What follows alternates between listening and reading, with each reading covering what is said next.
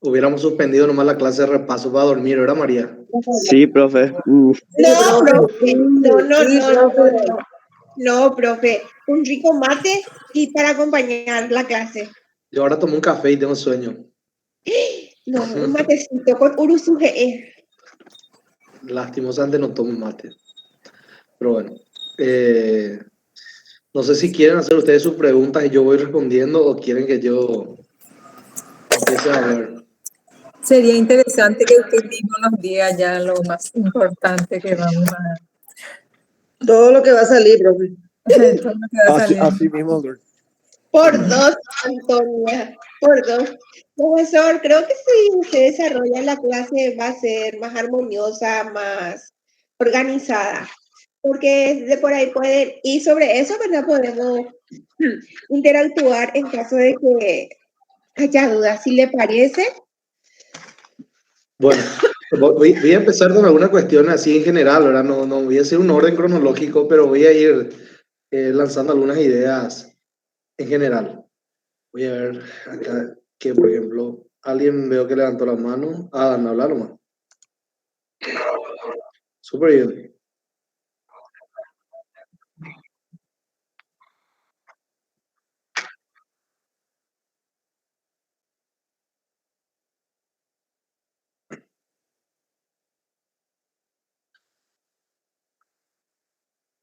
Y del artículo 1 hasta 1600 por ahí.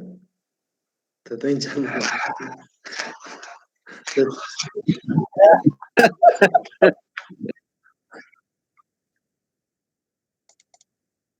Bueno, ya entiendo qué es lo que quieren. Voy a tratar de empezar un poquitito, ¿verdad?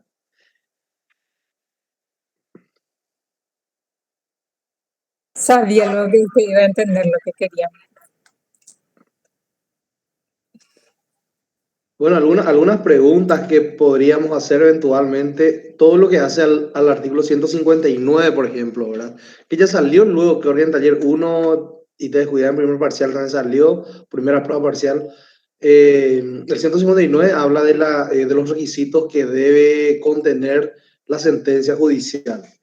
El 156 empieza ya con los requisitos genéricos para todo tipo de resolución y además nos dice que las resoluciones o la forma en que, o los modos que el juez va a adoptar una decisión son a través de providencia, autointerlocutorio, sentencia definitiva.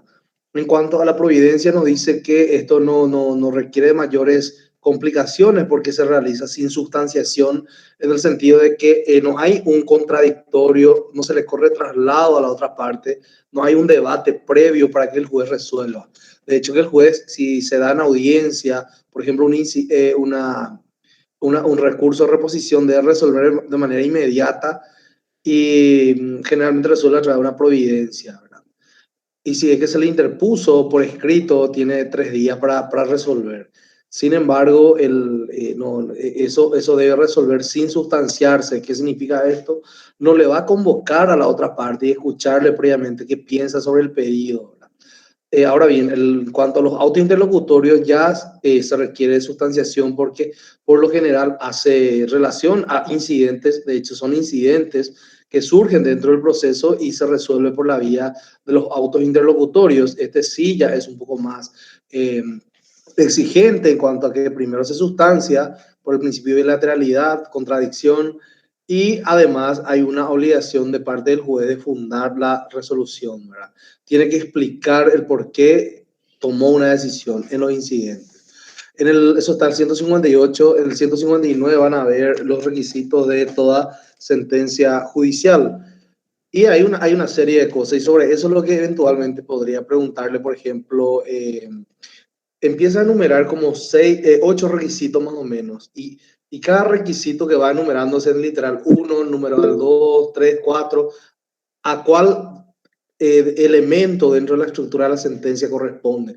Por ejemplo, si les pregunto, la sentencia de primera instancia que tiene por propósito finalizar un proceso determinado, además de los requisitos que el 156 Código Procesal Civil exige. Ustedes ya saben cuáles son esos requisitos, que son la firma del juez del secretario y la fecha en que se emitió dicha resolución, ¿verdad?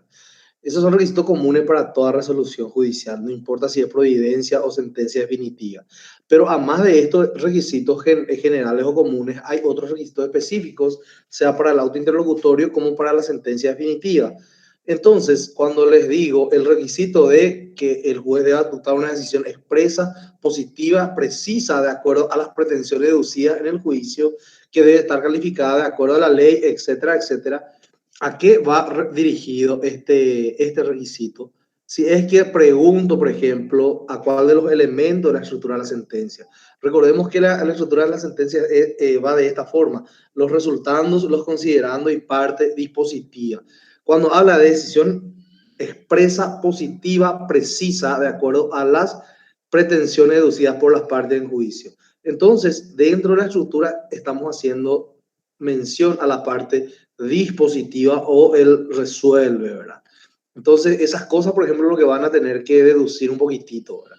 Ahora bien, si este mismo ejemplo les digo, el juez está obligado a adoptar una decisión expresa, positiva, precisa, de conformidad con las pretensiones deducidas en el juicio, y les pregunto, ¿a cuál principio responde esto? ¿Qué responderían ustedes?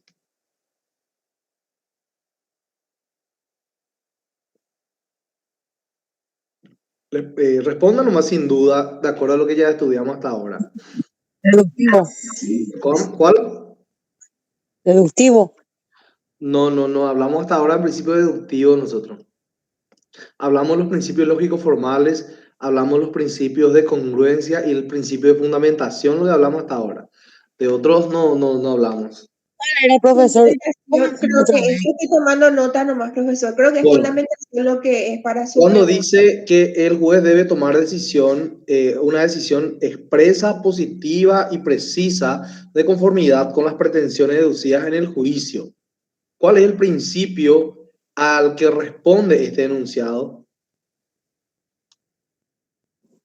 Principio de congruencia, profe. Asimismo, el principio de congruencia, porque eso es lo que tiene que ver con las pretensiones. El juez tiene que resolver todas y cada una de las pretensiones deducidas por las partes. Si ahora les digo, el juez debe resolver todas las cuestiones que se le plantean, debiendo calificar conforme corresponde por la ley, declarando el derecho de los litigantes.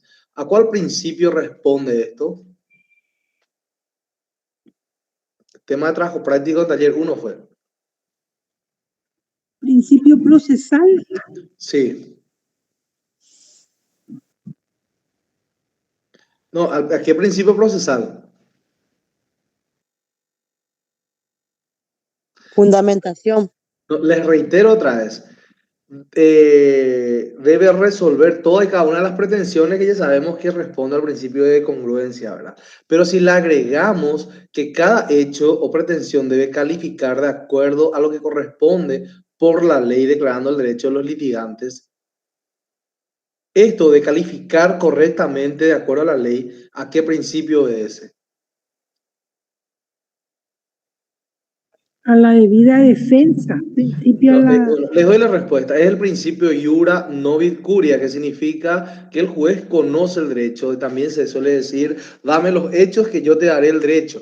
En otras palabras, la calificación errónea que las partes dan, ahí voy a agregar a los muchachos que me olvidé, la calificación errónea que las partes puedan establecer en sus respectivos escritos, en sus alegatos, no le obliga en ningún sentido al juez para que se adecue necesariamente a ellos, sino que el juez es el que carga con el principio de iura novit curia, que significa que él conoce el derecho y la calificación final está a cargo de él. Él es el que tiene que calificar los hechos de acuerdo a la ley, debe calificar correctamente en caso de que las partes hayan calificado erróneamente, ¿verdad? Está bien eso, se dan cuenta de que un mismo tema se pueden hacer más de una pregunta. Bueno, avanzando un poquitito, si le dijese yo, artículo 159 de vuelta, respecto a sentencia definitiva o requisito para la sentencia de primera instancia, si les digo otra vez que la sentencia es un acto procesal conclusivo destinado a justamente poner fin al proceso, que debe contener, a más de los requisitos del 156, por ejemplo, la relación sucinta de las cuestiones de hecho y derecho que constituye el objeto del juicio. Este requisito, ¿dónde se verifica, dónde se observa dentro de la estructura de la sentencia?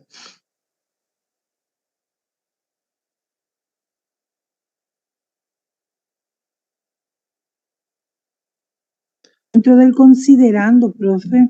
Los resultandos, porque vos en los resultandos lo que vos haces es una relación sucinta de los hechos. De los O sea, hechos, ya. sí, de los hechos, del derecho que constituye. En los considerandos lo que vos haces es fundamentar, motivar tu decisión. Claro, vas a establecer ahí las conclusiones o las micro conclusiones que llevaste para llegar a la macro conclusión que va a ser tu decisión final, ¿verdad? Pero para llegar a eso vos tuviste que confrontar el hecho o los hechos con el derecho vigente, para lo cual tuviste que realizar un trabajo intelectual de interpretación y cómo se usa en el término penal, ¿verdad? Subsumir el hecho dentro de la norma para derivar eventualmente una consecuencia jurídica de esta subsunción, ¿verdad? Es decir, el profesor Gómez Fruto decía en guaraní, es muña primicia, ¿verdad? No sé si todos entienden guaraní, pero subsumir significa es introducir, compenetrar uno al otro, encajar, ¿verdad? Entonces, eso es lo que vos haces. Lo que buscas es la adecuación del hecho a la norma. Eso se hace eso es un trabajo intelectual que uno hace a través del silogismo, que es el razonamiento correcto para llegar justamente a una conclusión. Reitero de vuelta que el juez llega a varias conclusiones, micro conclusiones, para luego arribar a una gran conclusión, ¿verdad? Que es la macro. Bueno, de esto mismo podemos decir que, por ejemplo, digo, la relación sucinta de las cuestiones de hecho y derecho que constituyen el objeto del juicio es deber del juez. Esto se observa dentro del plano, por ejemplo, ¿verdad? Y se observa en el plano fáctico. De hecho, no lo voy a sacar en el examen porque ustedes ya habían estudiado en taller 1, ¿verdad? Pero eventualmente si se les llega a preguntar alguna vez, bueno, esta cuestión de hecho se verifica en el plano fáctico, ¿verdad? A ver, ¿qué más? Del mismo 159 podemos plantear varias otras preguntas que lo que les insto con esto es que se pongan a leer. Por ejemplo, si digo que conforme surge el 159 del Código Procesal Civil, la sentencia definitiva, además los otros requisitos, debe tener por ejemplo, la relación sucinta a las cuestiones de hecho y de derecho que constituye el objeto de juicio. Además, debe decir todas las cuestiones, las pretensiones producidas y solo sobre ellas está obligado a analizar, no está obligado a analizar las pretensiones que no sean, o las pruebas que no sean conducentes, por ejemplo. Entonces, ¿dónde se verifica esto de la consideración por separado de cada una de las cuestiones planteadas? En uno veíamos que el juez hace una relación sucinta de los hechos y del derecho aplicable al caso, que es una etapa de la sentencia, ¿verdad? Y en la otra etapa lo que hace es considerar por separado cada una de estas cuestiones que fueron planteadas. Y sobre eso tiene que tomar una decisión fundada. Aquí estamos haciendo referencia a a cuál estructura la sentencia. Recordemos que está estructurado en tres partes, resultando, considerando, parte dispositiva. En el considerando, profesor. Asimismo, en el considerando es donde tiene que hacer una consideración por separado de cada una de las cuestiones de hecho y de derecho, ¿verdad?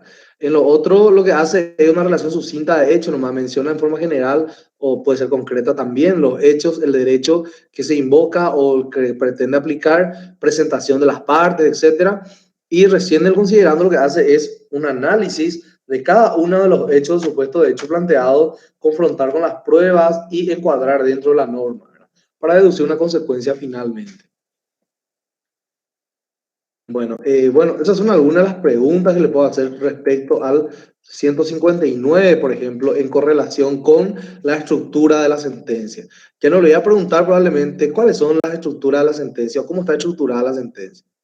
Van a responder probablemente resultando considerando parte dispositiva. O puedo poner parte narrativa, parte justificativa y parte decisiva, que es lo mismo, ¿verdad? O le puedo agregar un distractor, que es el visto, por ejemplo. El visto no es un elemento esencial, de hecho, que no cumple ningún rol dentro de la estructura de la sentencia. ¿Cierto? Algunos dicen que visto también forma parte, pero si no está, no pasa nada, no es un elemento esencial dentro de la estructura de la sentencia. ¿Tienen preguntas hasta ahí? pero siempre se suele, o sea, que las pocas sentencias que leí, profe, siempre dice visto. Claro, Visto, en a la la final práctica, como una despedida, como un saludo. no, claro, en la ¿Por qué práctica se se hace? pone. En la práctica se pone el visto, es más, hay también doctrinas que dice, que menciona que visto también es parte de la estructura de la sentencia, pero no dice por qué, ¿verdad? Sin embargo, el que tenga o no visto no cumple ningún rol. Si vos agarrás y te pones el 159, no hay nada que no forme parte del resultado en adelante. O sea, que no hay una parte reservada para el visto, por ejemplo, allí, ¿verdad?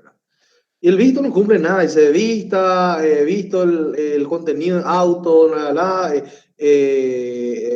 punto y coma resultando y empieza ahí todo, ¿verdad? No cumple ningún rol el visto. Entonces, no sería una parte esencial de la sentencia. Si le querés poner, le pones. Si no le querés poner, igual la sentencia tiene validez. Sin embargo, si no tiene, por ejemplo, un resultando, tu sentencia es incompleta. O si no tiene un considerando, sí que ya sabemos que no tiene fundamentación y por ende es nula la sentencia, ¿verdad? Por la falta de fundamentación. Si tu parte dispositiva no dice nada o no existe una parte dispositiva, entonces quiere decir que el juez no está resolviendo la cuestión o las cuestiones que le fueron planteadas, ¿verdad?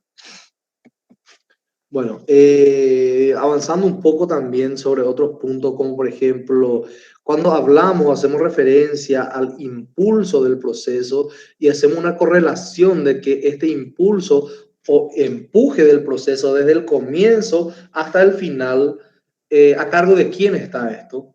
Impulsar un proceso, llevar para adelante. ¿Quién carga con esto? ¿Cargan las partes? ¿Carga el fiscal? ¿Carga el juez? ¿Carga el vecino? ¿Carga el tercero? Las partes. Son las que cargan el impulso del proceso. Y si yo le dijese que el juez no tiene permitido obrar de oficio, tampoco puede suplir negligencia a las partes, salvo la facultad ordenatoria. Y si le dijese, este concepto responde a, ¿cuál es el principio? Dispositivo, profe. Dispositivo, ¿verdad? Porque el juez no tiene permitido obrar de oficio. En sentido contrario, podríamos definir de que el impulso del proceso está a cargo de las partes, ¿verdad? Entonces, estamos diciendo por un lado que el juez no puede obrar de oficio, salvo que las partes le pidan. Por el otro lado decimos que empujar y llevar para adelante el proceso está a cargo o las partes cargan por su espalda, ¿verdad? Entonces, se puede plantear de dos formas, de manera positiva y negativa, y hacemos referencia a lo mismo, que es el principio dispositivo. Y si le dijese en qué consiste el principio de coherencia, y le pongo la definición del principio de congruencia, ¿eso está bien o está mal? Según lo que hablamos en taller 1, probablemente habremos hablado en taller 2 de vuelta. Va a estar mal. Sí. ¿Por qué va a estar mal?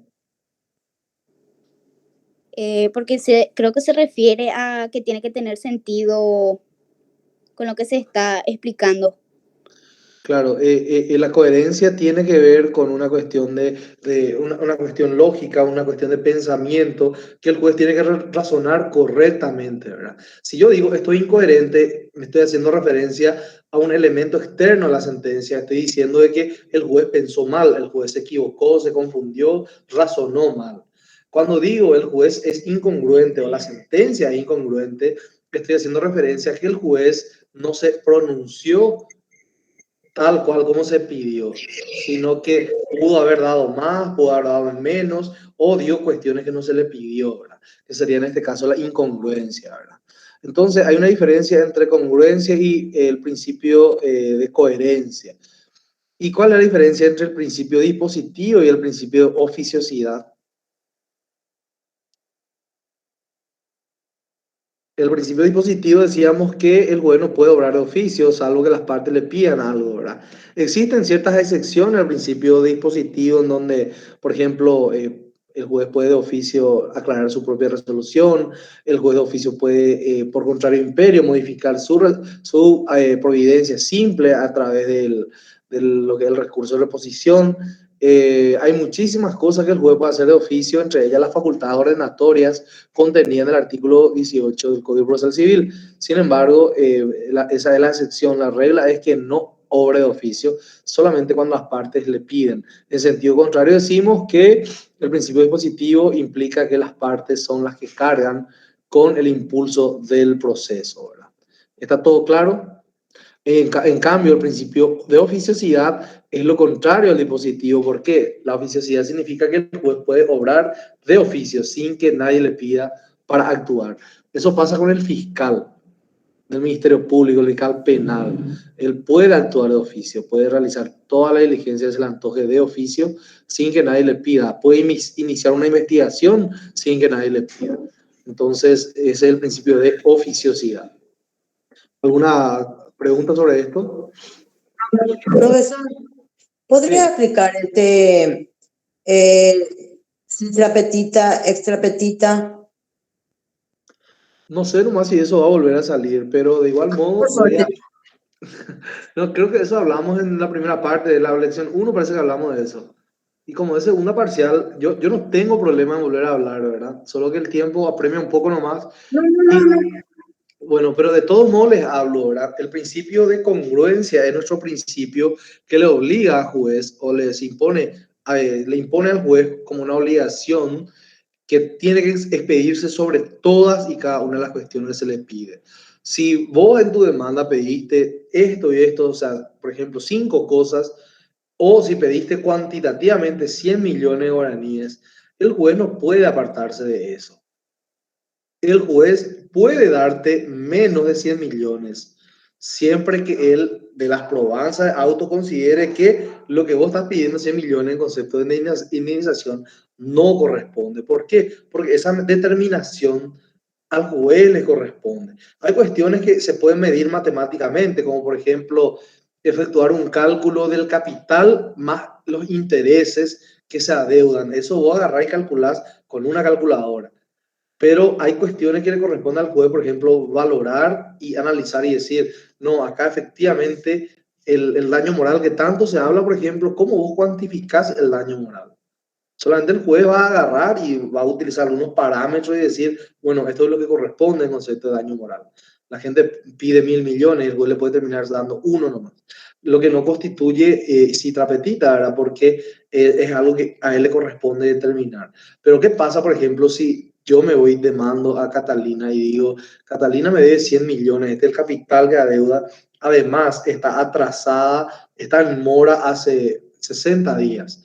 Y el porcentaje de interés que establecimos, aparte del interés compensatorio, habíamos establecido, o sea, el 15%, que es el equivalente al compensatorio, hasta ahí puede ir, no, el 30% tiene que ser. Entonces, agarro yo, bueno, el 15% en este caso sería el moratorio del compensatorio que siempre coincide, ¿verdad? Por lo general, ¿verdad? Y entonces, eso yo calculo matemáticamente y por ahí puede ser que se haya pactado un interés punitorio que es hasta el 30% del interés compensatorio, ¿verdad? Si yo pido 15% de interés compensatorio, desde el momento que vence y se vuelve exigible, la obligación se convierte en interés moratorio. La mora se puede pactar también, incluso por debajo del interés compensatorio, pero por regla general en la práctica, uno siempre fija el mismo porcentaje de interés que el previsto para el compensatorio, ¿verdad? Ahora bien, el interés punitorio también se puede pactar. De hecho, que si no se pacta en el contrato, no se puede cobrar el interés punitorio. Y si se pactase, eso no puede superar el 30% del interés compensatorio, ¿verdad? Que sería en este caso 5%, ¿verdad? Si no me falla. Bueno, eso se puede medir matemáticamente. Entonces yo digo, me debe 100 millones más en concepto de interés moratorio, me debe esto, y el interés punitorio me debe, no sé, 10 millones más. 150 es lo que yo reclamo. Y agarra el juez, me da 110. Sin, bueno, por más que explique todo, no condice, ¿verdad? Por un cálculo matemático exacto sale que realmente era 150. Bueno, eso sería trapetita. Y vayamos al caso de que el mismo ejemplo, yo le pido al juez 150 millones y el juez, ¿qué hace? Me dice, bueno, no le vamos a dar 150 millones.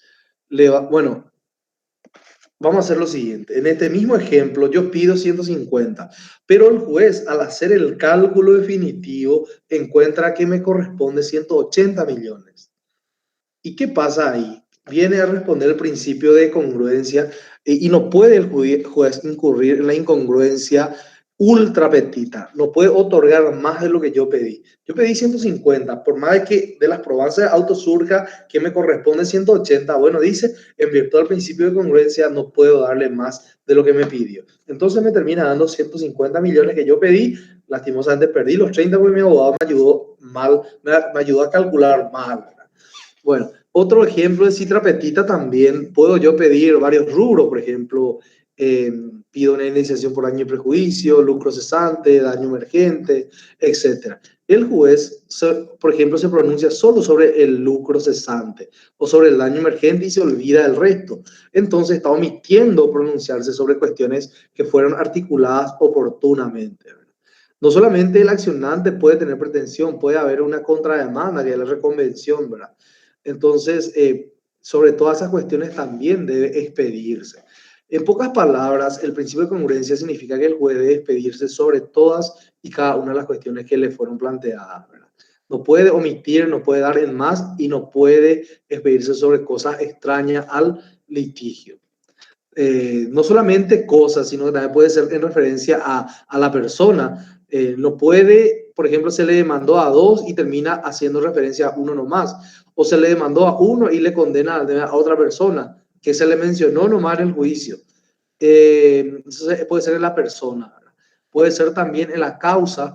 Entonces hay varios que ustedes ya tienen todo en el aula virtual, está ese material que les va a ser muy útil con algunos ejemplos, ¿verdad? Bueno, no sé si respondí, creo que fue Catalina la que preguntó. Sí, profe, muy bien, gracias. Dale. Bueno, avanzando un poquitito, recursos, ¿en qué lección desarrollamos? Lección 4 o más adelante fue. La lección 5, creo que fue la lección 3. Bueno, recursos nos vamos a hablar.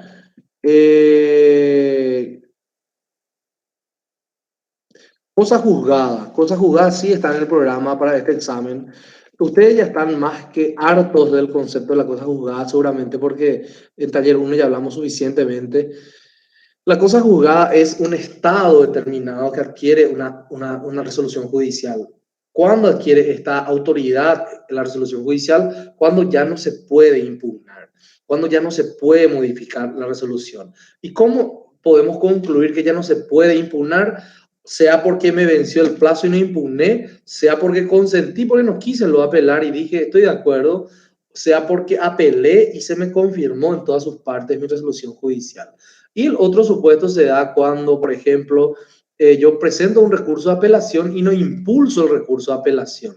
Viene a involucrarse acá el impulso procesal, ¿verdad? Que es que carga la parte obligada a llevar adelante el proceso.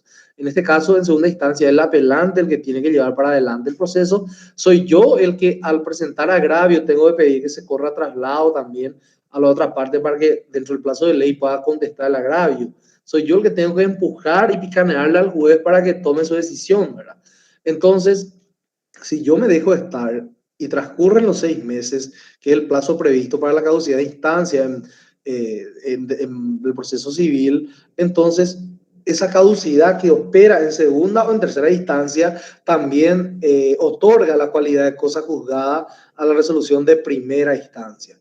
O sea que si yo le pregunto en qué caso una resolución judicial adquiere cualidad de cosa juzgada, me tiene que responder, no sé si todas las opciones van a estar, pero me tiene que responder cuando ya no procede medio de impugnación, cuando habiendo impugnado la resolución, la misma es confirmada en todas sus partes, o por la caducidad que opera en segunda instancia. ¿Está claro esto? Apurando yo, ¿me están claros? Sí, profe, está claro. Lección 5, creo que habla de incongruencia que no va a entrar, ya dijimos. La lección 6 habla de... vamos a hablar un poco de... Creo que ya hablamos suficientemente en la última clase. Esta cosa juzgada, ¿qué lecciones, profe? ¿En qué La lecciones? lección 8 es cosa juzgada. Y si le pregunto, por ejemplo, cuáles son los caracteres de la cosa juzgada formal, Y la cosa juzgada formal se caracteriza por la obligatoriedad de lo resuelto y la coercibilidad, que es lo obligatorio, ¿verdad? Tampoco es impugnable ya esta resolución. Bueno, es irrecurrible porque el término impugnar es mucho más extenso y nos puede causar problemas, ¿verdad?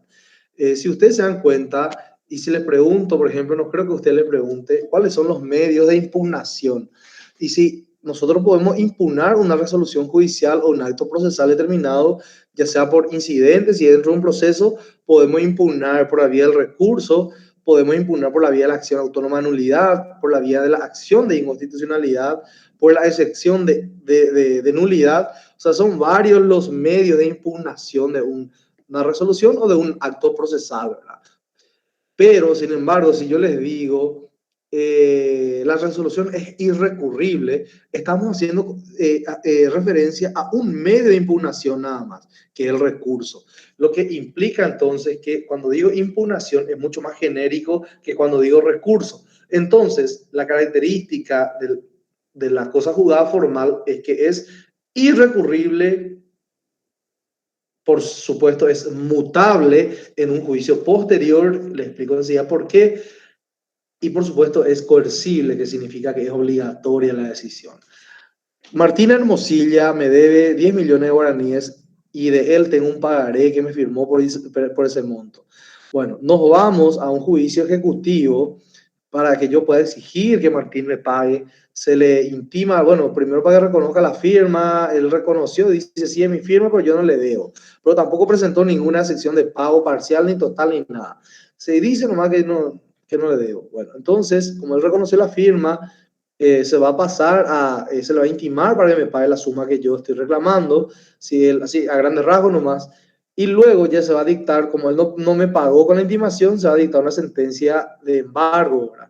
Esta sentencia que se dicta en el marco de juicio ejecutivo le va a eventualmente permitir a Fermín embargar la camioneta de Martín y la casa de él hasta cubrir la totalidad de la deuda que estoy reclamando, ¿verdad? Sin embargo, Martín puede recurrir a esa resolución hasta segunda instancia. ¿Qué pasa si obtiene una resolución no favorable a su pretensión? Entonces, dice Martín, no puedo ir a la corte porque es un juicio especial. Esas, por ejemplo, son resoluciones que no se pueden apelar ante la corte. Lo de juicio especial en general, juicio ejecutivo, el linde, amojonamiento, etc. Tampoco se puede recurrir ante la corte las resoluciones de tribunal de apelación laboral, salvo que sean originarias en esa instancia, ¿verdad? Bueno, hago nomás ya un salto también a la lección número 10. Ahora bien, Martín dice, cierto, acá hay una resolución que ya está firme en el juicio ejecutivo, que es la sentencia de embargo. Yo recurrí, me dio por la cabeza en tribunal de apelación, ya no puedo hacer nada en este proceso que es el juicio ejecutivo dentro de un proceso especial. Y entonces, ¿qué va a decir? Sí, ahora, ¿qué hago? Y entonces le consulta a su abogado Julio Geraldo y le dice, Julio, mira Martín, hay un artículo en el Código Procesal Civil que dice que vos podés promover un juicio posterior por la causa de la obligación. Entonces, esa resolución que había adquirido el efecto de cosa juzgada puede ser eventualmente modificada en un juicio posterior, que es juicio de conocimiento ordinario.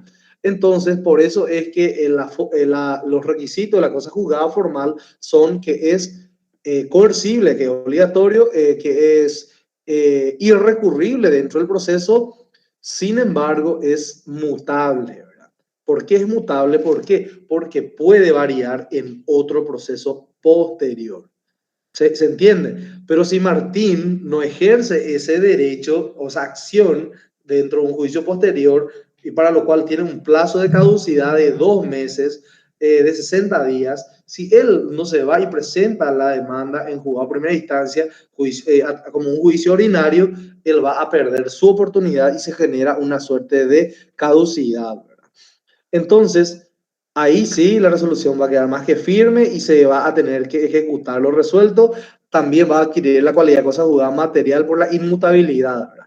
Pero si él dentro de los 60 días de notificada la resolución o la sentencia de remate que queda firme dentro de ese juicio, entonces él puede recurrir al juicio de conocimiento ordinario, en donde eventualmente si el juez de instancia considera que hay que anular la resolución del juicio ejecutivo y bueno, así va a ser. por lo que esa resolución, que en apariencia ya gozaba de una autoridad de cosa juzgada formal, puede variar. Otros ejemplos también de cosa juzgada formal son las resoluciones de asistencia alimenticia, que son los juicios civiles ante la niñez, ¿verdad? Donde Pablo Silva se va y le reclama a Norma que le pase asistencia a su hija Aida Rosana Mesa, ¿verdad?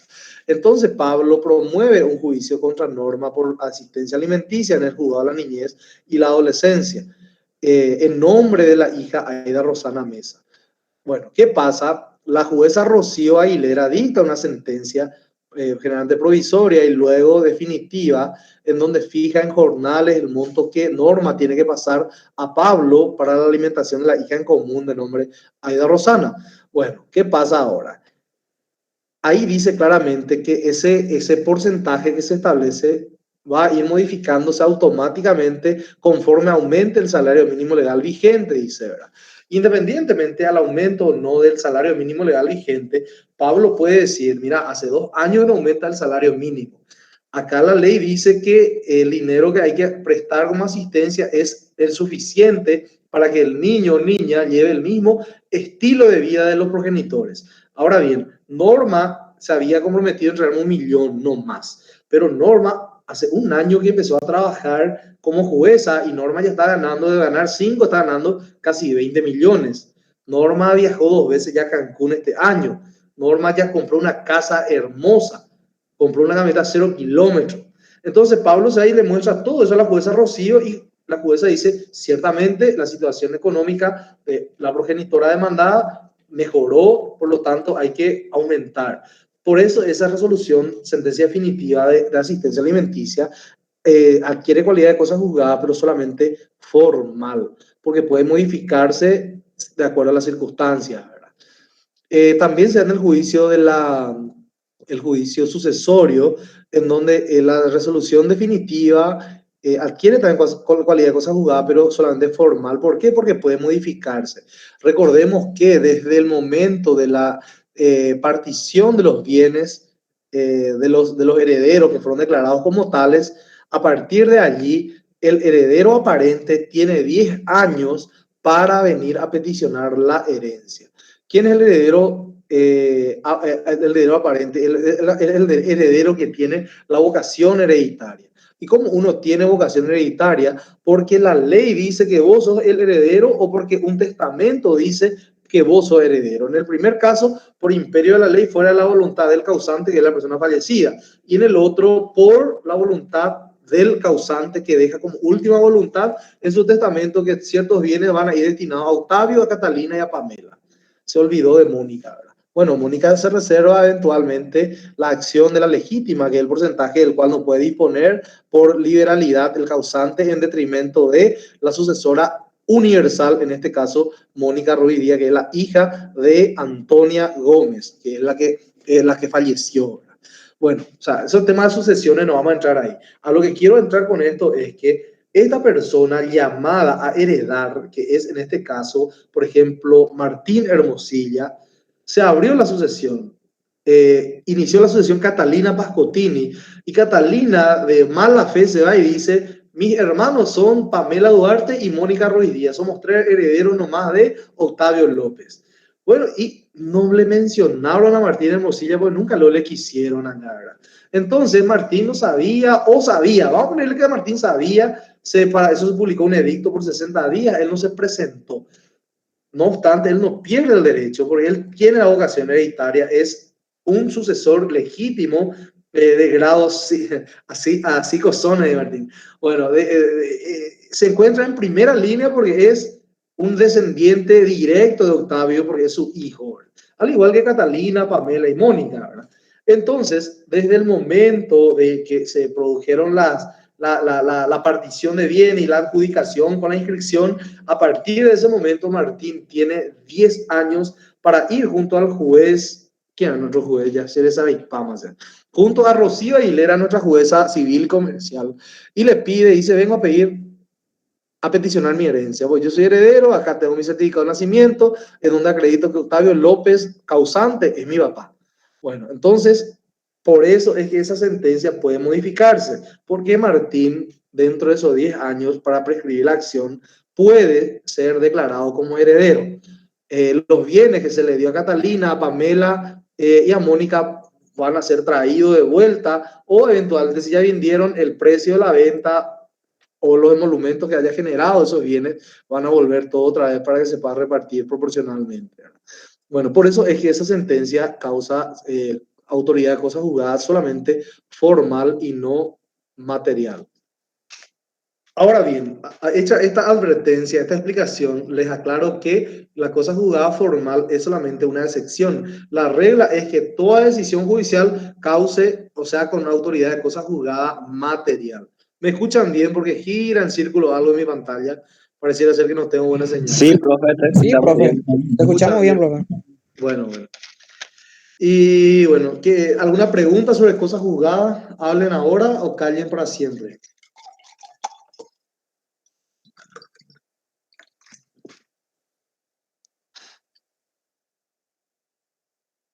Profe, en cosas juzgadas formal solamente son esas dos excepciones o pueden haber más, por Mencioné ejemplo, en tres caso- ejemplos. Tres ejemplos mencioné las que vinieron los que vinieron a la cabeza ahora, pero pueden haber más. Ah, bueno, eso es Sí. bueno. Bueno, ahora en cuanto a la cosa juzgada material, que es la regla, ahí los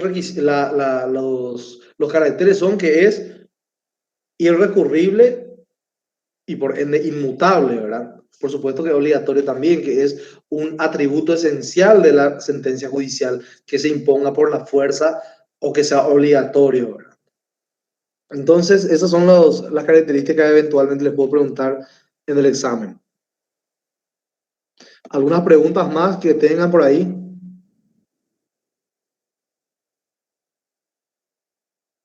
O sea que Profe, y la cosa juzgada material no es inimpugnable también. No, y eso te digo, al decir que es inimpugnable, lo que pasa es que también reconoce una excepción la cosa juzgada material. ¿Cuál es la excepción a la inmutabilidad de la sentencia judicial con autoridad de cosa juzgada? La acción autónoma de nulidad. 409.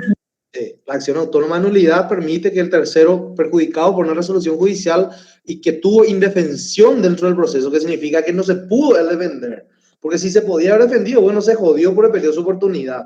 Él no se pudo defender porque desconocía o por lo que sea, entonces luego se va junto al juez de primera instancia a promover la acción autónoma de nulidad como una demanda nueva, ¿verdad? Con los antecedentes de la resolución que está impugnando. Que eventualmente, si se corroborase que fue una sentencia de mala fe, dolosa, no sé, puede ser que haya habido un contubernio entre juez y partes o lo que sea, entonces se puede eventualmente anular eso. ¿Por qué? Porque se afectó a un tercero que no tuvo la posibilidad de defenderse dentro del juicio, ¿verdad? Pero eso creo que a usted no le corresponde ya o está también dentro del programa. A mí queda taller 1 de eso. Claro, por eso le decía que, cierto, la sentencia judicial en principio, con la autoridad de cosa juzgada material, es inimpugnable. Sin embargo, reconoce una excepción que es la acción autónoma de nulidad, acción reservada para el tercero perjudicado. Esta acción no está reservada para las partes, solamente para aquel tercero perjudicado por una resolución judicial que le causó una indefensión dentro del proceso dentro del cual recayó. Sí, profe, entendí. Y ahí entra el artículo 224, ¿verdad? Claro, eso fue modificado también, que está un poco más ampliado Sí, por una ley. ya, más adelante, sí. Sí. Ahora, fuero contencioso administrativo, hablamos muchísimo en la última clase y dijeron que estaba interesante, pero sin embargo le puedo preguntar, por ejemplo, en el fuero contencioso administrativo, o sea, ¿cuál es el objeto de conocimiento del Tribunal de Cuentas dentro del procedimiento contencioso administrativo? ¿Qué es lo que el Tribunal de Cuentas puede analizar o cuál es el objeto de análisis o de juzgamiento dentro del Tribunal de Cuentas? ¿Qué tipo de resolución? ¿Una resolución judicial, una resolución administrativa y judicial al mismo tiempo, resolución que recayó en primera instancia civil y comercial, resoluciones de juzgado de paz? ¿Qué es lo que le corresponde juzgar al fuero contencioso administrativo. Judicial era, profe. No, solamente resolución administrativa. El Tribunal de Cuentas no le interesa lo que pasa en el ámbito judicial, porque para eso vos tenés los recursos respectivos dentro de cada fuero, ¿verdad? En el fuero penal vos tenés los recursos previstos para atacar una resolución.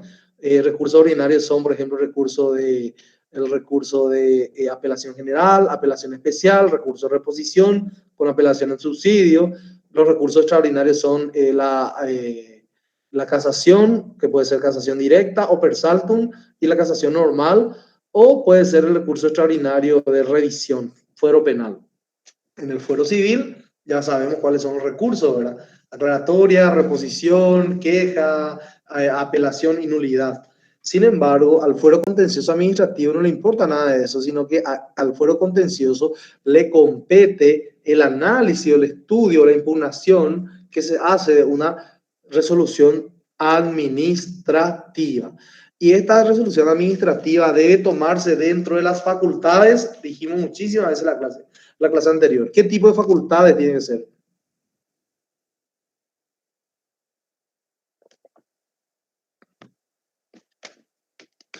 Dentro de las facultades regladas, la autoridad tuvo que tomar la decisión. Porque si es una facultad discrecional, no corresponde analizar por el fuero contencioso administrativo. Habíamos dicho que yo trabaje en la caja de la facultad y de la caja un día al decano se le antoja llevarme a mesa de entrada, puedo apelar esa resolución o puedo recurrir entre el fuero contencioso administrativo. Sí, eventualmente puedo, pero ¿en qué me perjudicó? ¿Dónde está el agravio? ¿Dónde está el perjuicio? Si ni siquiera me disminuyó mi salario, tampoco me trasladaron a un lugar muy distante. Ahí nomás, a 2 metros nomás estoy. Pero estar tocando plata mientras cobraba, ahora voy a estar recibiendo gente, ¿verdad? O papeles. No hay ningún agravio. Y esa decisión eventualmente puede haberse tomado dentro de las facultades reguladas del decano, ¿verdad? Pero ¿qué pasa, por ejemplo, si yo soy el director académico? Bueno, vamos a cambiar el ejemplo. Yo soy el secretario general y hoy dice el decano: mira, Fermín, ya no quiero tenerte acá, ya no uso tu confianza, gracias por todo, ahora le nombro a Martín Hermosilla en tu lugar. ¿Puedo yo ir a llorarle al Tribunal de Cuentas por eso?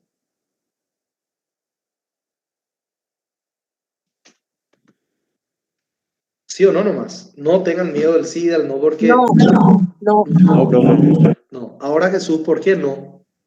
Si es Tiene que cargo de agotar confianza, instancia no, doctor. primero. Claro, así mismo es porque era un cargo de confianza, está dentro de las facultades discrecionales de la autoridad administrativa, ¿verdad? Entonces, si él me dice ya no uso tu confianza, o no hace falta que ni me motive, sino, de hecho yo llegué a ese lugar sin concurso luego, y por justamente ser un cargo de confianza, me nombró dentro de las potestades discrecionales, y así como con un plumazo me puso, así también con un plumazo me puede quitar, ¿verdad? Entonces, no corresponde el análisis de ese tipo de resolución al Tribunal de Cuentas. Por eso, uno de los primeros requisitos que la ley del año 35 establece es que sea decisión adoptada en resolución administrativa dentro de las facultades regladas, ¿verdad? No facultades Creo que en discrecionales. derecho administrativo dimos contigo luego ese, doctor. Antes de que me echen de la cátedra.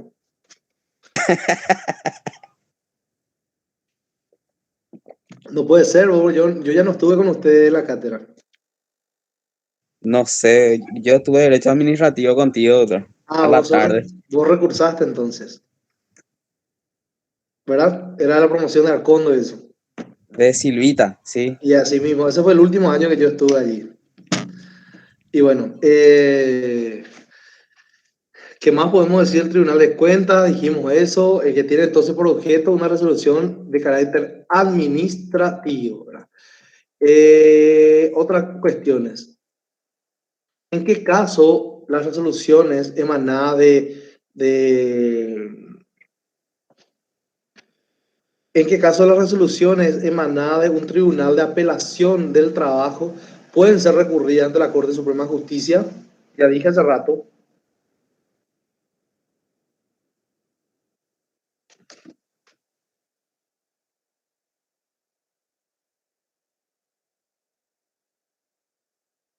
Y si les digo, por ejemplo, las resoluciones del Tribunal de Apelación del Trabajo pueden ser apeladas ante la Corte Suprema de Justicia en todos los casos. ¿Está bien o está mal? Está mal.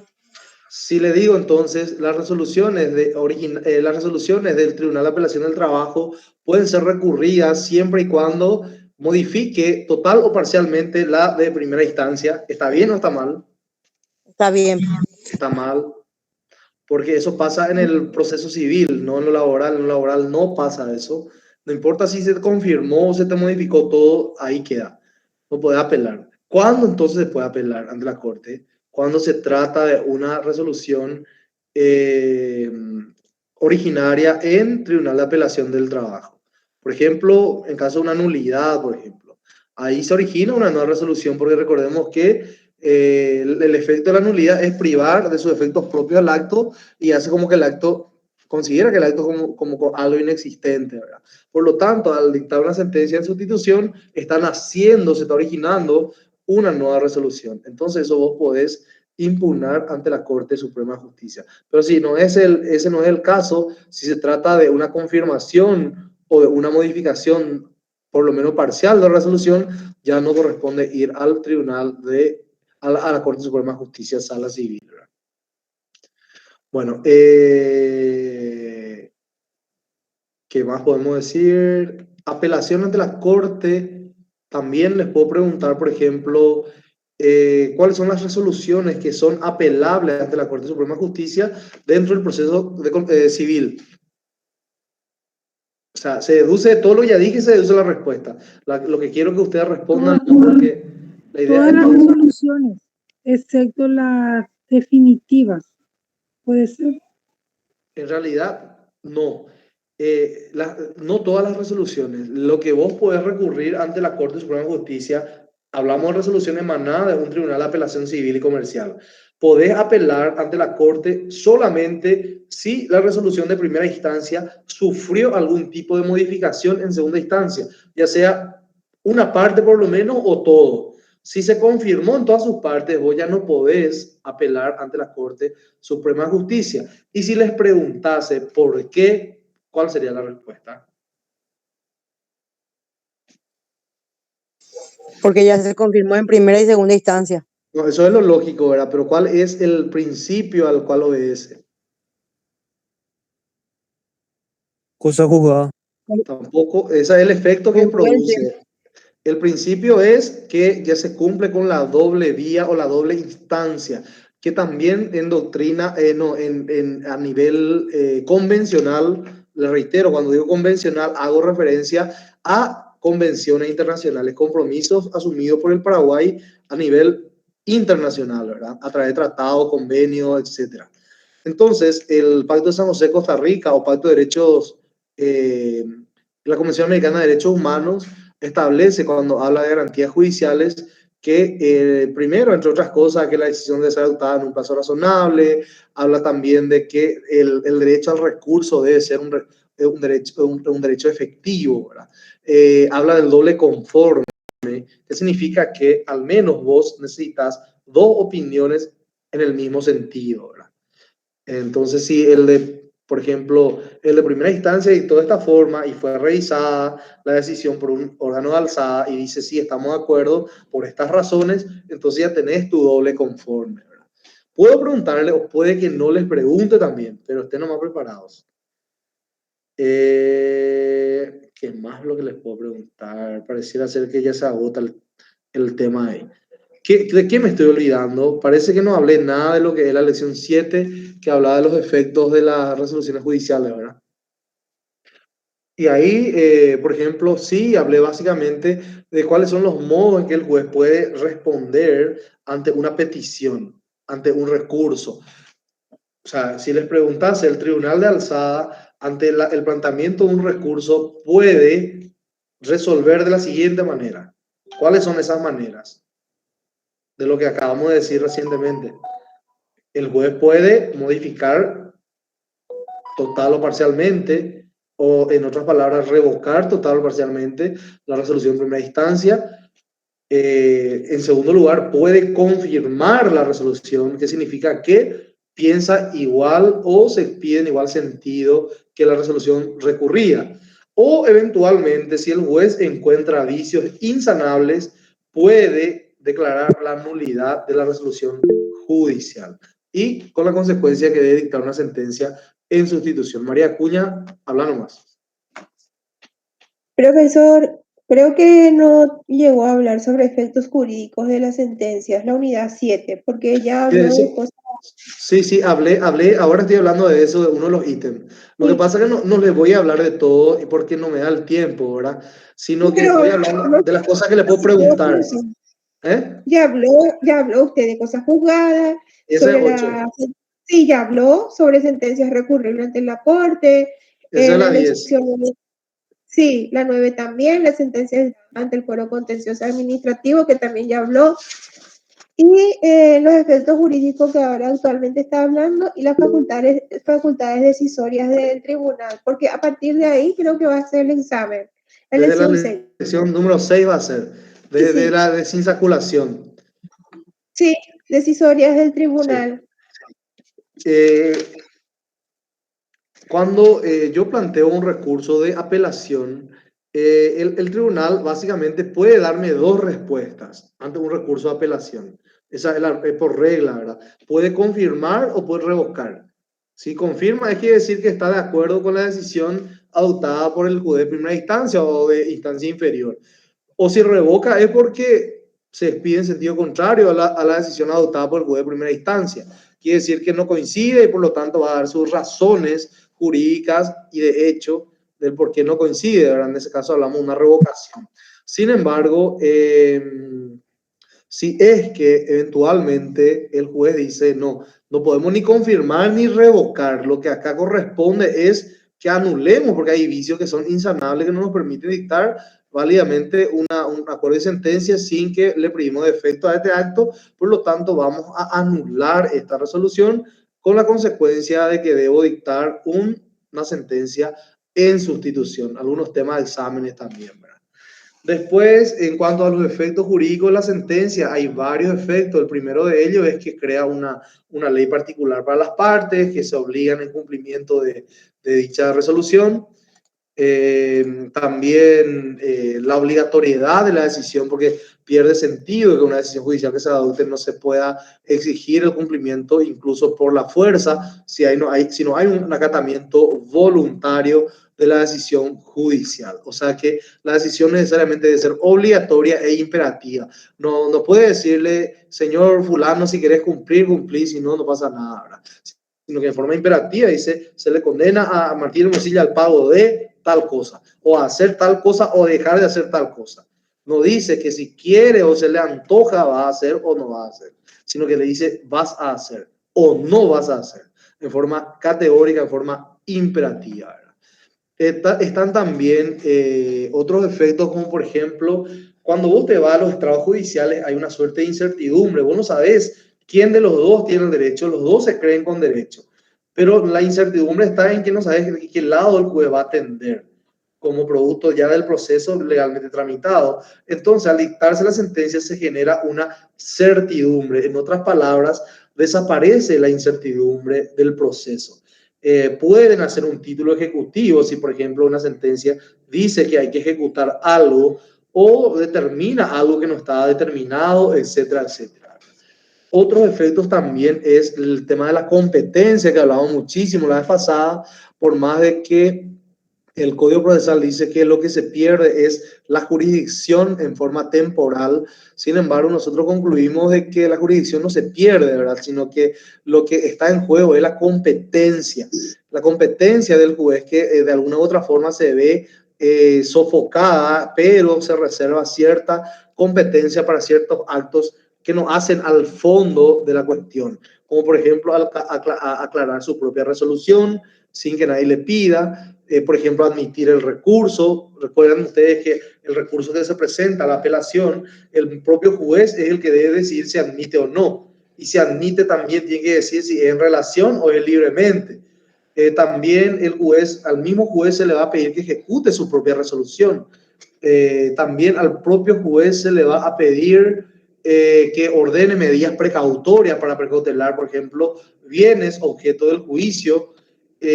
También regulación de honorario, que es muy importante para todos nosotros, ¿verdad? Entonces, esas son algunos de los efectos.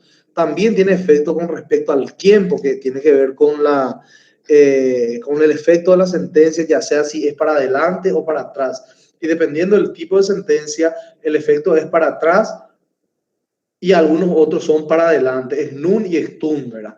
Por ejemplo, en la sentencia determinativa, en las obligaciones sin plazo, cuando el juez fija el plazo en las obligaciones sin plazo, la obligación va a ser para adelante, ¿verdad? Por ejemplo, en la sentencia de condena, depende de si es a nivel contractual o producto de un hecho punible o de un hecho ilícito. Entonces, vamos a mirar si, por ejemplo, es con una obligación a plazo. Ya sabemos que en el momento que vence la obligación se genera inmediatamente la mora de forma automática. Entonces, el día siguiente ya sabemos que empieza a correr tu plazo y a partir de allí va a tener efecto. Por ejemplo, si es sin plazo, pero se puede deducir la circunstancia, entonces con la interpelación extrajudicial ya se puede considerar que a partir de allí va a tener efecto. Y en las obligaciones que no tiene plazo, es el momento que el juez fija el plazo, a partir de allí tiene efecto para adelante, ¿verdad?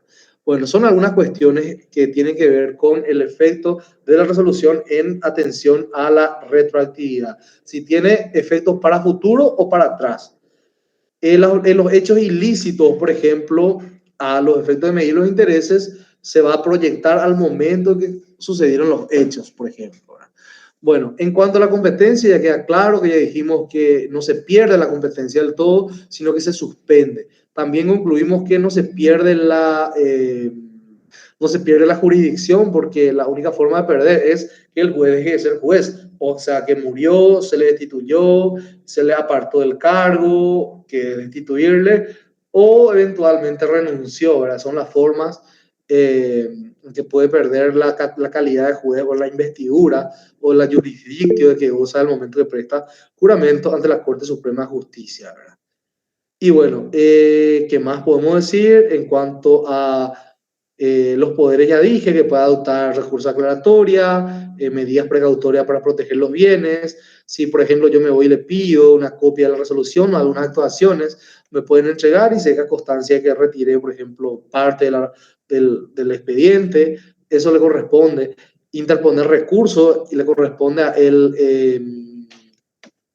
Al propio juez, como les dije, expedirse sobre si es viable o no el recurso, es decir, admitir o no el recurso, y si admite sobre el modo de concesión del recurso, los honorarios profesionales y algo muy importante que tiene que ver con el primero que dijimos, la obligatoriedad de la sentencia, que es la ejecución de la misma. Si las partes no cumplen o la parte obligada no cumple voluntariamente, hay que ejecutar, hay que imponer por la fuerza, incluso con el uso de la fuerza pública, ¿verdad?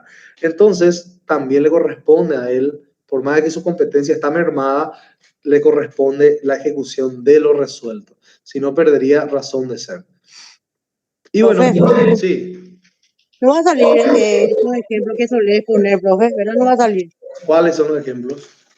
Y así, por ejemplo, Juan debe a fulano, compró una propiedad. Esos ejemplos así que solés poner, no va a salir, ¿verdad, profe?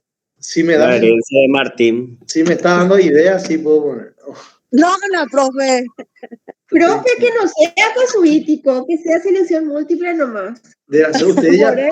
demasiada ventaja están sacando. Pobre a esos de taller, uno se está lamentando todo con su segundo parcial ayer. Y ustedes demasiada ventaja sacan, hasta repaso tienen. Porque nosotros Pero estamos en la clase, profe, siempre. Nosotros ya pasamos todo. ellos no, Nosotros ellos ya no apretaste tienen. demasiado con nosotros. Profesor, ¿de cuántos puntos va a ser el examen? ¿Va a ser un tema, un ítem con 2 puntos o De un cómo punto va a ser? a mí pues me habían indicado en la facultad que cada criterio de evaluación puede valer hasta 1 punto. Entonces, cierto, hay otros que no cumplen eso, ¿verdad? Pero yo al menos trato de en parte cumplir. No cumplo todo tampoco, ¿verdad? Pero por lo menos en lo posible voy a cumplir. Profe, y Punto, podemos entonces. solicitarle lo del 90 tiempo, minutos profe, de que es muy tiempo. corto, 70 minutos. Por lo menos 70, profe. Mientras que 90, profe. entramos y ahí ya se fue luego 5 minutos, 6. Profe, a mí que Enta no nomás me yo, profe. se educa, no entiendo y te lo sabe, profe. Y no, Ese Ecoeduca, sistema de educa. Catalina. Porque ese te juro no entiendo y ese En otro profesor Classroom de es. quiebra que Profe, mete ¿qué es lo que su... hace? Pero Educa ya no, en Educa ya no FLDB. rendimos Bueno, bueno, por Classroom. No, vamos a hacer no, algo. pero Levanten si la se le mano y ocurra hablen. nomás, No, el profe ya cambió. qué suerte. Ya, Ya ya no no es el es, mismo del semestre pasado. ya no es Educa Catalina. María, habla nomás. Y bueno, profe, como plantean mis compañeros, entre 60, 70, ¿por qué no nos 90. quedamos en 80? Su mejor grupo somos, profesor. No va a negar eso. No va a negar. Yo Encima, les creo. Último semestre ya, último profe, año que encima. tiene, Profe, te voy a proponer algo, profe, como trabajo práctico. Yo vivo en Villa Ayes para asistirle a los ancianos de Villa Ayes, que hay unos abuelitos, ¿verdad? Para que podamos hacer nuestro trabajo práctico. Y yo ofrezco mi casa y todo lo que podemos Pero, hacer acá. pero ahí no hay hogar de ancianos. Claro que hay, profe. ¿Sí hay? Sí hay. Bueno, hogar de niños lo que no hay. Entonces, bueno, no, eso vamos a ver después con el grupo, ¿verdad? Para si realizamos alguna actividad benéfica. Cuando me invité 90 Andrés, minutos, ¿verdad? profe. Mira, yo les daría hasta 70 minutos, ni más ni menos, pero si me siguen pidiendo, le voy a bajar a 60 nomás otra vez. Entonces, 70 está bien, ¿saben por qué? Porque ayer estaba tomando taller 1, y ahí el resultado siempre es un poco más caótico que taller 2, ¿verdad? Y que mercantil incluso, y hago nomás un experimento social, ¿verdad? Y miro así, la gente entregaba, una alumna entregó a los 11 minutos. Viste que en Educa te da un resumen del tiempo que le llevó terminar el examen, te dice la hora que entró y la hora que cerró, y te da un resumen otra vez del tiempo que le llevó. Y una entregó a los 11 minutos y hizo 14 puntos. El delegado entregó en 25 minutos, hizo 14 puntos también. Y muchísimos entregaron en ese promedio de tiempo, ¿verdad? Una iluminada, no sé, ¿verdad? O tenía los Yo de tiempos. esa gente dudo, profe. Bueno, Tengo mis entonces, dudas grandes de esa clase de gente. yo llegué a la conclusión de que 60 minutos ya es una exageración, ¿verdad? Pero es lo que el reglamento nos indica, ¿verdad? Me acuerdo yo cuando no había todavía este reglamento de aula virtual, yo ya usaba Educa en la filial de San Juan Bautista, y mis alumnos tenían solamente 25 minutos para rendir 20 preguntas. Igual rendían, igual hicieron 20, igual 18, 15, 6, en 25 minutos. O sea que mientras más tiempo tengamos, es peor, porque nos recostamos. Yo les dejo en 70, si les parece. He dicho casos cerrados y María Polo. Excelente, profe, gracias. Está bien, gracias, profe. Ahí está Martín, quiere hablar. Doctor, y bueno, 70 minutos. ¿Y el horario, o sea, qué hora sería? A partir de las 15 puede ser, doctor. Y si ustedes no tienen otra actividad, Tenemos mercantil, pero a las 6 recién es su clase, así que a las 6 recién. sí. Bueno, si no hay inconvenientes, si no va a haber problema, porque aquella vez me acuerdo que me pidieron para tomar un examen en un horario distinto al nuestro, y el profesor de ese horario se había molestado porque tenía que dar una clase obligatoria. Creo que era penal adolescente, ¿verdad? Jorge Entonces, Bogarín, ¿verdad? yo no quiero no quiero entrar en ese tipo de situaciones, ¿verdad?